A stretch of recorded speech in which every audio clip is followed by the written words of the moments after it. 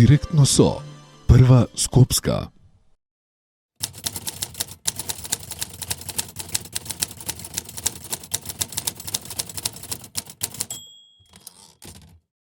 Секако дека има многу поголема потреба од емпатија, од разбирање, сочувствување и филантропија. Тоа се две човекови или неколку човекови вредности кои што за мене се едноставно основна карактеристика за човекот. Тие не се изгубени според мене, тие се само потиснати од некои други работи кои што за жал ги гледаме и кои што се вреднуваат не само кај нас, туку општо во светски рамки, кои што според мене и според многумина се неразбирливи на вистина. Меѓутоа, таа потреба, или како можеме да ги вратиме на она место каде што и заслужуваат да бидат, тоа е со наше учење и влијание уште кај мали деца. Значи да им кажуваме што е вистинска вредност, што значи да се помага, што значи да е филантроп, дека едноставно не треба да одбегнуваат никого, да можат да пружат помош било за што и да се работи. Така да со повеќе, многу повеќе работа уште кај малите деца, верувам дека ќе успееме во враќање на нормалност.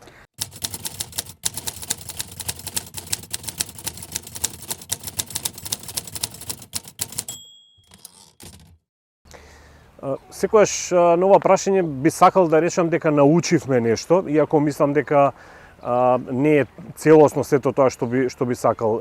Две работи. Прво е она што сметам дека треба да научиме, односно да разбереме дека ова може секогаш да ни се случи, значи било кој ден.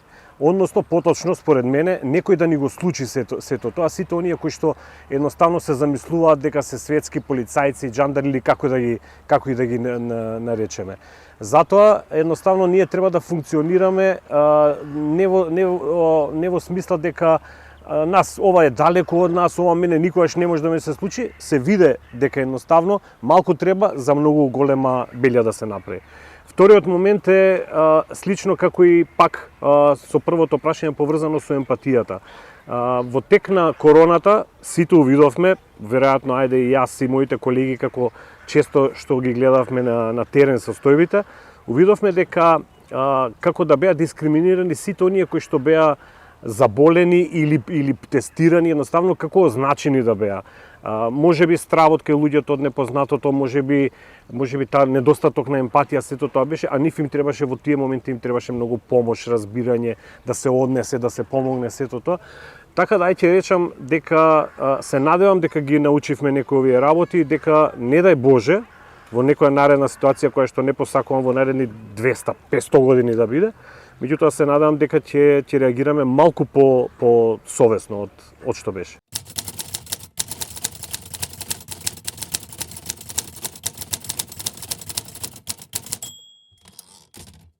Имаше многу случаи, така излезе книгата Авантурите на космонаутко, меѓутоа секогаш како прва случка која што сакам да ја кажам, тоа е всушност со детенцето кој што јас си го нарекувам кумот на космонаутко. Како што одев целиот во полна скафандерска опрема, задзвонив на вратата каде што требаше да се земаат брисеви, отвори таткото. Во тој момент детенцето беше седнато во скутот на мајката и само онака радосно извика: мамо, дојде космонаутот да ни земе брисеви. Тоа многу од два аспекти ме изненади позитивно. Прво затоа што некој детенцево доживува нешто како да доаѓа некој од кузне каде од вселената и го припремиле, всушност родителите го припремиле дека не е ништо страшно тоа, дека мора да се направи, ама му направиле убава приказна, така да од тој ден наваму Денис е всушност космонаутко.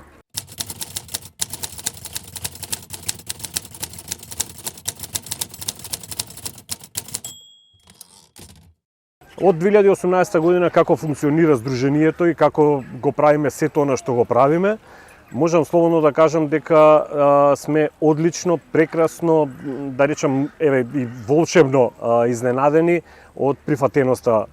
Нормално за тоа треба време, сепак да пораснеме сите за да не препознаат и да не прифатат.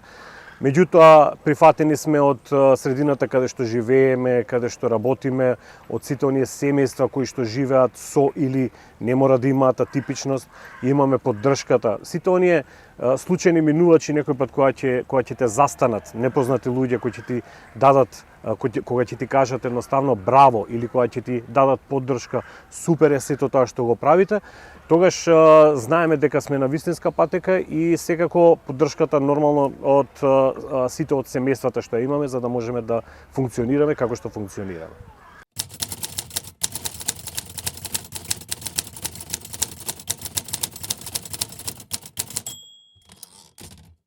Ерато е едно девојче со аутистичен спектар кое што е всушност гуши бац. Тоа е нејзин јазик и во најпозитивна смисла јас го кажувам тоа кога велам дека таа ни го наметна, значи најпозитивно според мене најпозитивен начин на живење едноставно мене ми е тоа секојдневие.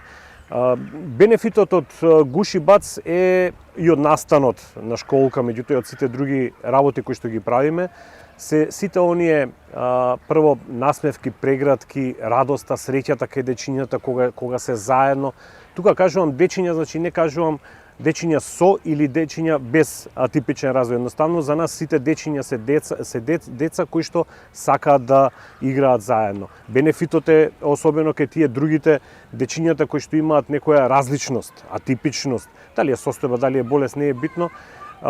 Затоа што на школка, конкретно на школка, имаат можност да покажат дека и тие можат, знаат, умеат, сакаат да играат, да пеат, да танцуваат, да цртаат, да рецитираат, да глумат нешто. И тоа е тоа што всушност ние преку школка, преку гуши бац, едноставно сакаме да го покажеме, сакаме да многу повеќе да ја зголеме свесноста за овие лица, нивното прифаќање, почитување и дека имаат можности. Значи гуши бац, односно бенефитот од гуши бац е инклузијата.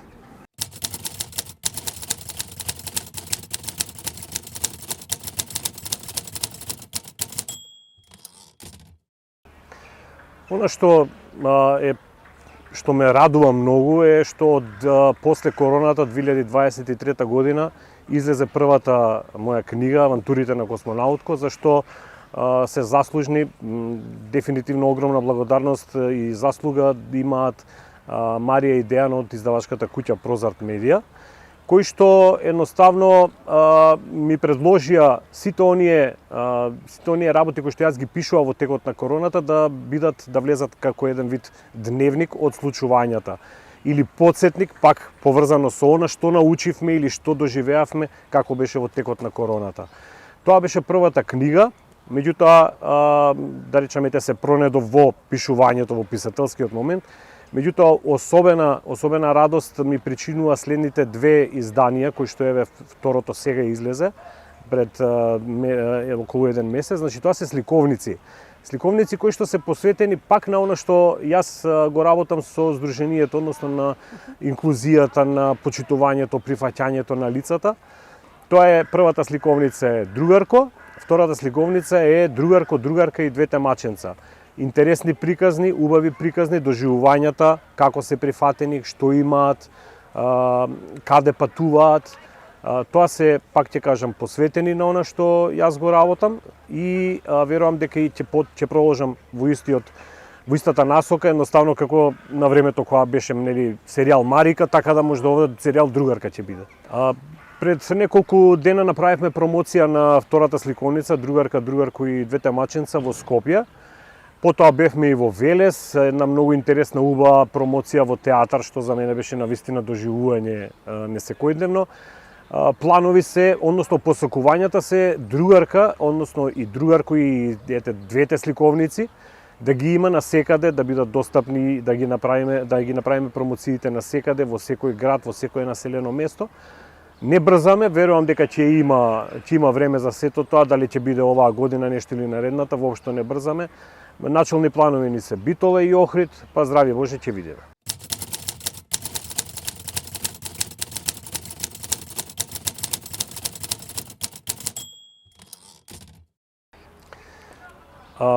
Кој да биде градоначалник? Едноставно мора да даде повеќе придонес во инклузијата, во зголемувањето на свесноста дека тие лица се тука едноставно Има поместувања, не викам дека нема, дефинитивно, меѓутоа, она што е мој предлог или мој апел до било кој да биде градоначалник, независно дали се работи за Скопје, дали за општина, некој било кој град, значи до секој градоначалник е, ако веќе има некои проекти кои што се започнати и кои што даваат резултати, само нека продолжат, независно кој ги започнал. Зашто сите треба да имаат заеднички интерес. Тоа се семејствата на лицата со атипичен развој. Верувам дека има поединечни случаи и од градоначалници и од институции каде што има резултати, има веќе проекти, нешто кои што течат, меѓутоа далеку е, сметам дека е далеку сето тоа од она инклузија која што ја посакуваме сите. Меѓутоа пак ќе повторам, треба она што го ветуваат во кампањите, она што е впишано во програмата, да биде навистина реализирано. Никој не очекува 100% иако сакаме, меѓутоа барем поголем процент да биде. И мојот апел е, уште еден апел до градоначалниците, кога ќе прават проекти, кога ќе смислуваат нешто или сакаат да смислат, само со директна комуникација и со работка со семејствата. Тие знаат што им треба на вистина, не Денис, не било кој, туку само тие семејства знаат што им треба, како им треба и како да се добие сето тоа. Значи едноставно да бидат испочитувани и тие да бидат вклучени во креирањето на програмите.